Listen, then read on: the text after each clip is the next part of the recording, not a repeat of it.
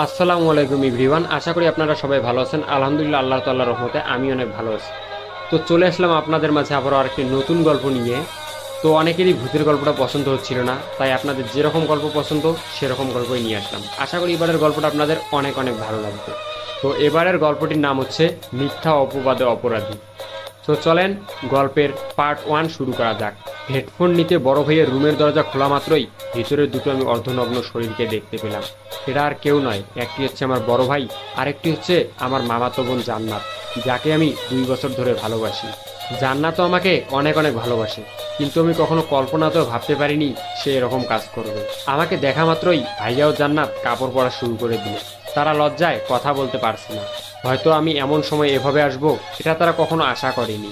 আমি বলতে লাগলাম, সি ভাইয়া সি, তুমি এরকম একটা কাজ করলে, তোমার লজ্জাও করলো না?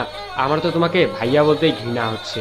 তুমি এটা কিভাবে করতে পারলে? ভাবি থাকা সত্ত্বেও তুমি এমন কাজ করলে, সি। আর জান্নাত, তোমাকেই বা কি বলবো, আমার তো নিজের উপরই এখন ঘৃণা হচ্ছে। ওরা দুজনেই মাথা নিচু করে নিশ্চুপ। জান্নাত এসে আমার পা ধরে বলল, আবির প্লিজ কাউকে কিছু বলিও না, প্লিজ তোমার দুটো পায়ে ধরি। তখন আমি বললাম, সি, তোমার ওই নোংরা মুখে আমার নামটা কখনো উচ্চারণ করবে না। কথাটি বলেই আমি কাঁদতে কাঁদতে রুম থেকে বেরিয়ে আসি। আমি যেন আমার নিজের চোখেই বিশ্বাস করতে পারলাম না। এই তো কয়েকদিন আগের কথা, আমি ওর সাথে শারীরিক সম্পর্ক করতে চাইলাম, কিন্তু আমাকে সে না বললো। কিন্তু আজ আমার বড় ভাইয়ের সাথে এরকম একটা জঘন্য কাজ করলো। আমি সারা রাত সেদিন আর ঘুমাতে পারলাম না। আর বাসার কাউকেই বা এ কথা বলবো কিভাবে? তাহলে যে ভাবির সংসারটা ভেঙে যাবে। ভাবিও এখন বাপের বাড়িতে, তাই আমি একটা ডিসিশন নিলাম যে আমি বাসা থেকে চলে যাব। মাটির জমানো ব্যাংকটা ভাঙলাম। ব্যাংক থেকে আমি 1336 টাকা পেলাম। তারপর আমার ব্যাগে জামা কাপড় গুছিয়ে আমি বেরোতে লাগলাম। তখনই মা বলে উঠলো, বাবা সকালবেলা তুই কোথায় যাচ্ছিস? তখন আমি বললাম, মা আমি দূরে কোথাও চলে যাচ্ছি, হয়তোবা আর ফিরবো না। তখন জান্নাত বলে উঠলো, কই যাবে তুমি আমাকে ছেড়ে? আমাকে বিয়ে করার ভয়ে পালাচ্ছ নাকি? তখন আমি বলে উঠলাম, তোর মতো নোংরা মেয়েকে বিয়ে করবো আমি, এটা তুই কিভাবে ভাবলি? তখন জান্নাত বলে উঠলো, আমার সাথে রাত কাটানোর আগে তোর মনে ছিল না? কথাটি শুনেই আম্মু আমার গালে সজোরে একটা থাপ্পড় বসিয়ে দিল। আম্মু বলতে লাগলো, তোকে তো আমার ছেলে ভাবতেই ঘৃণা হচ্ছে। এদিকে আমার বড় ভাইও লাঠি নিয়ে এসে আমাকে মারতে শুরু করলো।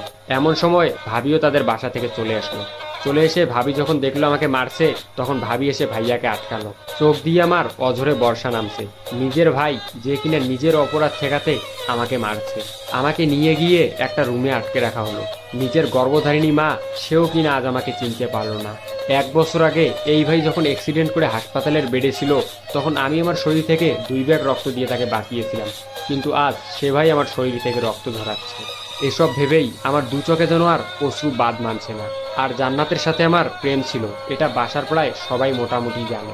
কিছুক্ষণ পর আম্মু আমাকে এসে একটা পাঞ্জাবি ধরিয়ে দিল। তারপর বলল, একটু পরে জান্নাতের সাথে তোর বিয়ে, আর তুই যদি বিয়ে না করিস তাহলে আমার মরা মুখ দেখবি। মাকে এখন আমি কিভাবে বলি যে জান্নাতকে কিনা আমি 2 বছর ভালোবেসে কখনো স্পর্শও করলাম না, সে কিনা আমার বড় ভাইয়ের সাথে বিছানায় চলে গেল। অবশেষে আমি সিদ্ধান্ত নিলাম যে মায়ের কথা মতো জান্নাতকে বিয়ে করব। কিন্তু আমি বাসা ছেড়ে অনেক দূরে চলে যাব, যাতে জান্নাতের মুখটা আমাকে দেখতে না হয়। একটু পরে ভাবি এসে আমাকে জানালা দিয়ে দেখে 2 ফোঁটা চোখের জল ফেলে গেল।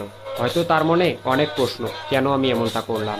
এদিকে ভাবির মাথায় আবার একটা জিনিস ঢুকছে না, যে আবির তো জান্নাতকে অনেক ভালোবাসে, তাহলে সে কেন জান্নাতকে বিয়ে করতে চাচ্ছে না। বিকেলে আমার আর জান্নাতের বিয়ে হলো। বাড়ির সকলের মন খারাপ, শুধু বড় ভাই আর জান্নাতের ছাড়া। পায়ে ও হাতে প্রচন্ড ব্যথা করছে। তারপরে আমি একটা চিঠি লিখলাম, প্রিয় মা, জানো মা, আমি তোমাকে অনেক ভালোবাসি। তাই তুমি যখন মরা মুখ দেখার কথাটি বললা, তখন আমি জান্নাতকে আর বিয়ে না করে থাকতে পারলাম না। আমার বাবা তো জন্মের আগেই পরবারে চলে গেছে। তারপর থেকেই তোমার আদরে বড় হওয়া। আর জানি তুমি আমাকে অনেক ভালোবাসো, তাই তোমাকে কষ্ট দিতে চাইনি।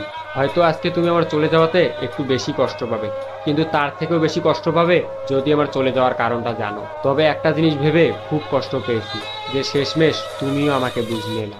আমি তোমার থেকে অনেক দূরে চলে যাচ্ছি। তুমি নিজের শরীরের খেয়াল রাখিও। ইতি, তোমার আদরের ছোট ছেলে। বাসার দেয়াল টপকে বাইরে আসলাম। চলছি দূর কোনো এক অজানা গন্তব্যে।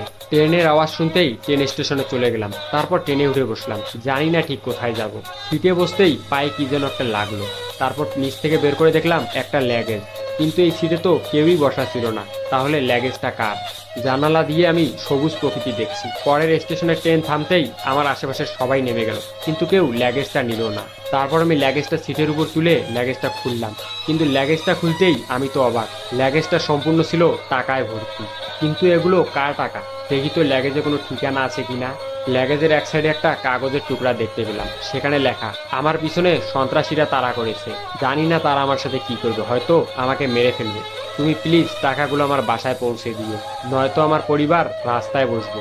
তারপর নিচে একটা ঠিকানা দেয়া। সো প্রথম পার্ট আমি এখানেই ক্লোজ করছি। এখন আপনাদের মতামতের উপর এই গল্পের দ্বিতীয় পার্ট আসবে। সো কেমন লাগলো মিথ্যা অপবাদে অপরাধী, সেটা এখনই কমেন্টে জানান।